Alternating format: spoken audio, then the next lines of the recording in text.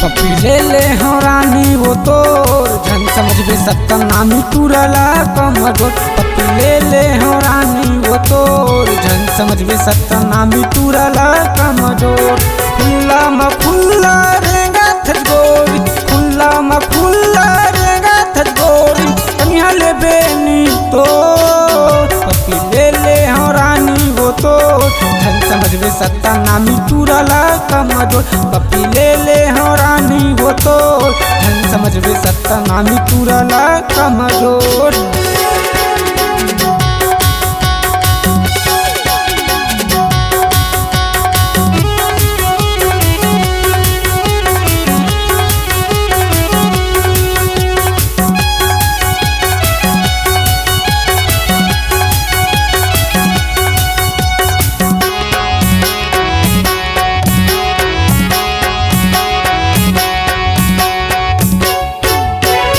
अन्नी बानी पहिरे टूरी चेहरा चमकाए, पता नहीं कै घन के जीवला जलाए। अन्नी बानी पहिरे टूरी चेहरा चमकाए, पता नहीं कै घन के जीवला जलाए। हो जाही गौना तो पपी ले ले हो रानी वो तो झन समझबे सत्तनामी तुरला कमजोर। पपी ले ले हो रानी वो तो झन समझबे सत्तनामी तुरला कमजोर।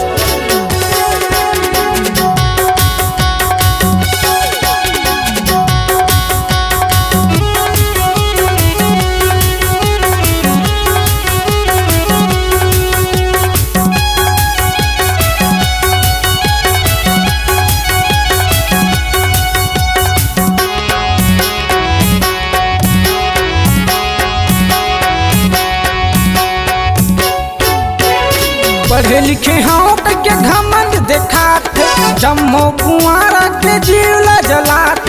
पढ़े लिखे हाँ के घमंड देखात, जम्मो कुआरा के जीवला जलात।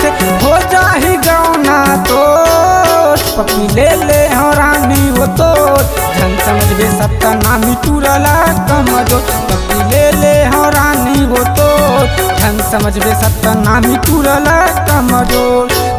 पपी ले ले हो रानी वो तोर झन समझबे सत्तनामी तुरला कमजोर। पपी ले ले हो रानी वो तोर झन समझबे सत्तनामी तुरला कमजोर।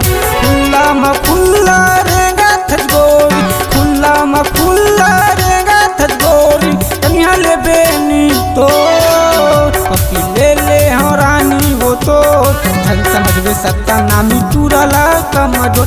पपी ले ले हो रानी वो तोर झन समझबे सत्तनामी तुरला कमजोर। झन समझबे सत्तनामी तुरला कमजोर, झन समझबे सत्तनामी तुरला कमजोर, झन समझबे सत्तनामी तुरला कमजोर।